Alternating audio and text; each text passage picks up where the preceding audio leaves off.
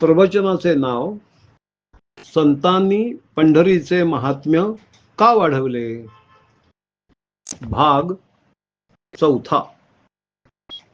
मनुष्य असो वा सरकार असो, वाचेला आणि वचनाला महत्व आहे. खताला पत्राला महत्व नाही. ते फाडून टाकता येतं, पण वाचा ही फाडून टाकता येत नाही. सत्याचाच प्रकाश पडतो आणि तेजाचे पुतळे प्रकाशमान दीप्तिमान म्हणजेच त्यांना देव म्हणायचं. जेथे प्रकाशच नाही, अंधार भरलेला असेल तेच राक्षस. म्हणून राक्षसी कृत्य ही अंधारातच होतात. विकाराच्या अधीन मनुष्य होतो म्हणून अशी कृत्य घडतात. खून मनुष्य करतो म्हणजे त्याच्या विचाराचा सूर्य अज्ञानाच्या पटलाने तो झाकून टाकतो आणि खुनाला प्रवृत्त होतो आणि मग गावून पश्चाताप होतो की अरे रे, मी हे आतताईपणाचे कृत्य केलं. अशी आतताईपणाची कृत्य करणाऱ्यांनाच दानव असं म्हटलं. आपण मानव असे म्हणून घेतो. मानव म्हणजे मनाधीन असलेली प्रजा. मनाधीन म्हणजे काय? मनाने केलेलं कर्म आणि त्या कर्माचं फल भोगण्यासाठी जन्माला आलेले जीव, म्हणून त्याला मानव असं म्हटलं. सूड बुद्धीने जगात वाटेल ते करणारा त्याचं नाव राक्षस. पूर्वी जे राक्षस होते हे नरमांस भक्षक होते असं वर्णन आहे. आज सुद्धा राक्षस आहेत. काही जमातीत प्रत्यक्ष नरमांस भक्षक माणसं आहेत. मग ते राक्षस कुलातले नव्हेत का? ते दरिद्री नव्हेत आणि अज्ञानीही नव्हेत. राक्षस कुलच ते अनादिकालापासून चालत आलेलं आहे. वृत्तीच त्यांची राक्षसी. मनुष्य बोलल्याप्रमाणे चालत नाही. हे सर्व का घडते? तर कलियुगामध्ये कलिप्रिय जे लोक आहेत तेच वरती येणार, वर्णसंकर होणार असे पूर्वजांनी लिहून ठेवलेच आहे. परमार्थ दृष्ट्या ज्याने आपली दैवी संपत्ती गहाण टाकलेली आहे व आसुरी संपत्ती घेऊन तो जो जन्माला आला तो महार. ज्याच्या लक्ष्मीचं आत्मलक्ष्मीचं हरण झालं तो महार. मोरोपंतांची एक अशी आर्या आहे की त्यात महारिणी बद्दलचा उल्लेख आहे. महारिणी म्हणजे कर्जबाजारी. कारण ऋण म्हणजे कर्ज असा अर्थ आहे. म्हणून महाऋण म्हणजे मोठे कर्ज. कर्जाऊ रकमा देणे हा पूर्वकालापासून आज तागायत एकच धंदा आहे. कर्ज मागायला गेलात की इस्टेट काय आहे हे विचारलं जातं. त्या पुतळ्याला बघून काही कोणी कर्ज देत नाही. कर्ज कशाच्या जोरावर देतो? तर इस्टेटला बघून देतो. म्हणजे कर्जाला जबाबदार इस्टेट असते. जसं जन्माला जबाबदार कर्म असतं तसंच इस्टेट ही त्या कर्जाला जबाबदार असते. ते कर्ज त्या इस्टेटतून वसूल होणार असतं. म्हणून सावकार म्हणतो की तुला पाहिजे तितकं कर्ज मी देतो, पण मला तुझं घर देतोस का? कायद्याच्या कक्षेत मुदत खरेदी दे. ठराविक मुदतीच्या दरम्यान तू पैसे आणून दे. धंदा कर म्हणजे तुझं घर तुला परत देईन. नाहीतर मी जे गट्ट केलेलंच आहे, तुला पैसा दिला तेव्हाच ते गट्ट केलेलं आहे.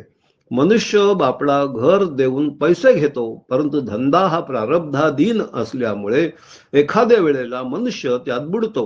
वर येणं आणि खाली जाणं हे कालचक्राप्रमाणे चालूच आहे. कालचक्र हे रहाटासारखंच आहे. पाण्याच्या रहाटावर भरलेले गडवे वरती येतात आणि रिकामे झालेले अधोमुखानं खाली जातात. त्यावेळी अधोमुख ज्याचं झालं त्यांना हे भरून आलेलं हसतात. पाहिलं ताठला होता आधी आणि आता कसं खाली तोंड करून चालला आहे असं भरलेले गडवे म्हणतात. त्यांची अवहेलना करतात. ते बिचारे काय उत्तर देणार? ते म्हणतात, अरे कालाच्या मध्यावर ये म्हणजे तूही माझ्यासारखाच लवणणार आहेस. चाक फिरत फिरत मध्ये आलं की सबंध माळच्या माळ खाली होते. म्हणून कोणी कोणाला हसू नये. सावकार सुद्धा बेकार होतो. जेवायला मिळत नाही अशी अवस्था त्यालाही येते. अर्थात सर्वच काही साजूकता असते असं नाही. काही कुळही मोठी वस्ताद असतात. लिहून देणारे देतात, पण कब्जा त्यांच्या हातातच असतो. मग शेवटी तडाखा देतात, उडवतात. तो सावकार काय घेतो? प्राण कासावीस झाल्यावर सर्व सोडून देतो. असो, दृष्टांता खातर हे सांगितले. तेव्हा देव हे प्रकाशमान आणि दैत्य हे अंधार. हा दिवस आणि ती रात्र. प्रकाश म्हणजे दिवस व अंधार म्हणजे रात्र. म्हणून राक्षसांना निशाचर असा शब्द दिलेला आहे. निशाचर म्हणजे रात्री क्रूर कर्म करणारे आणि दिवसा ध्यानधारणा धरणारे ते देव. या देवतांना पुष्ट करण्यासाठी भगवंतांनी काय नियम घालून दिला की त्यांना अग्नीमध्ये आहुती द्या. अग्निमुखा वै देवाः, अग्नी हे त्यांचे मुख आहे, म्हणून अग्नीला आहुती द्या, म्हणजे देवता पुष्ट होतील. तुम्ही जे खाता पिता ते द्या, पण द्या. आहुती मिळाली नाही म्हणून अग्नीने तांडव वन खलास करून टाकलं, कारण तिथे मायावी राक्षसांची वस्ती होती. म्हणून परमेश्वरांनी जी योजना आखली त्या योजनेप्रमाणे आम्ही जर चाललो तर अवघाची संसार सुखाचा करीन, आनंदे भरीन तिन्ही लोक, असं संत म्हणतात. जाईन गे माये तया पंढरपुरा, भेटेन माहेरा आपुलिया. काल काल मी तुम्हाला पंढरपूरचं वर्णन सांगितले आहेच. तेव्हा असा जो मनुष्य संसाराला येतो, जो असा दिव्य संसार करतो, त्याच्या सुखाला पारावर नाही. आत्मसुखाला प्राप्त करून घेणारा असा हा संसार, आनंदाने हृदय भरून टाकणारा हा संसार, त्याचं हृदय भरलेलं कसं असतं ते सावता माळ्यावरून सांगितलं. त्याच्या मळ्यात जरी प्रत्यक्ष पांडुरंग वावरत होते तरी त्याला ज्ञानप्राप्ती झालेली नव्हती.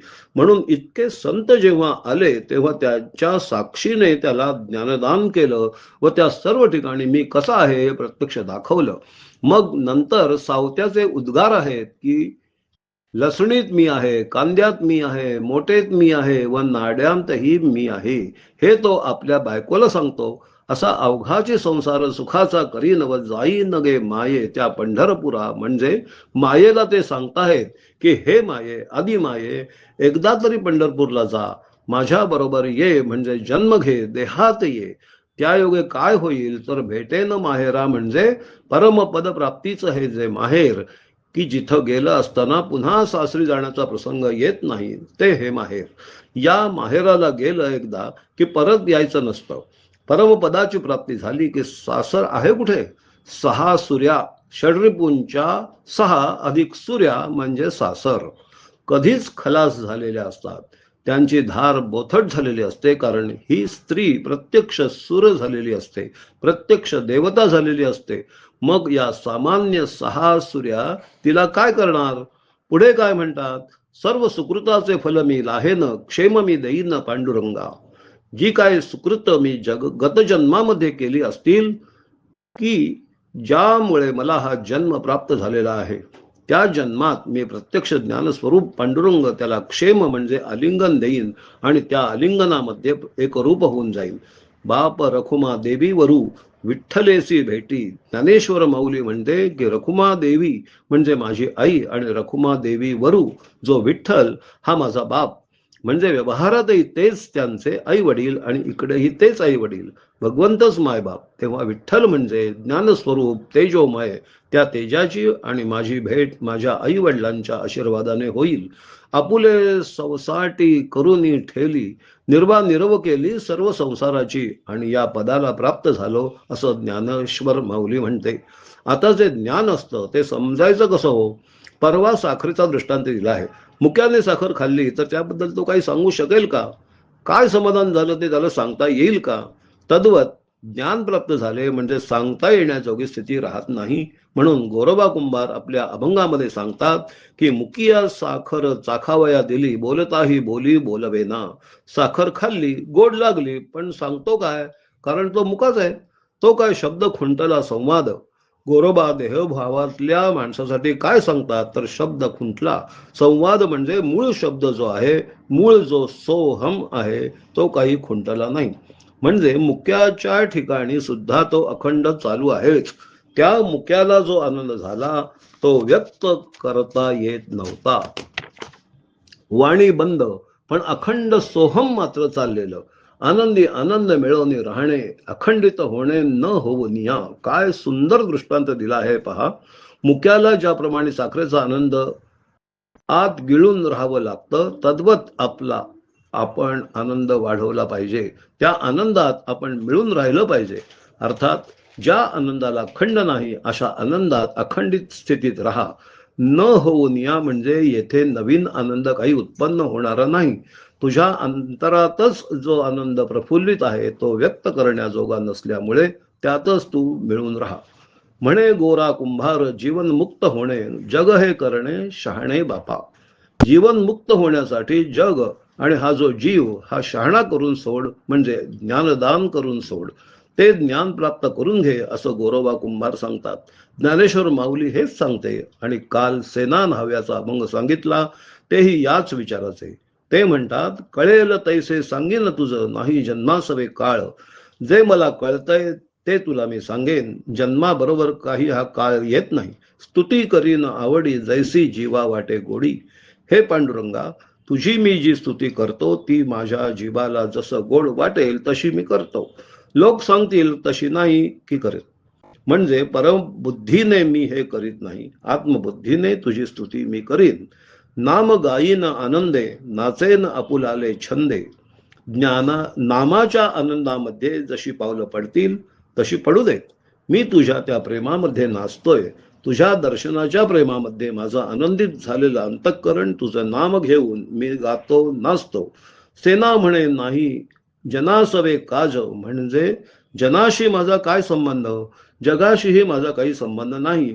जग आणि मी कोणी नव्हे. मी माझ्या आत्मस्वरूपात निमग्न राहणार तेव्हा मला जगाची काय किंमत आहे. म्हणजे देहभावाची मला काही किंमत नाही.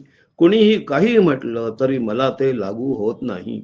मग असे जे संत महात्मे व्यक्त स्वरूपात नांदले तिथे त्यांनी परमेश्वर पदप्राप्ती करून घेतली. ज्यांनी ही पंढरी निर्माण केली आणि पांडुरंगाचा उपभोग घेतला. मुसलमानी राज्याची वाढलेली बाणगुळे त्यांनी अलग करून टाकली व हा जो सुफलित असा भक्तीचा आम्र वृक्ष त्याला सुफल पद प्राप्त करून दिलं.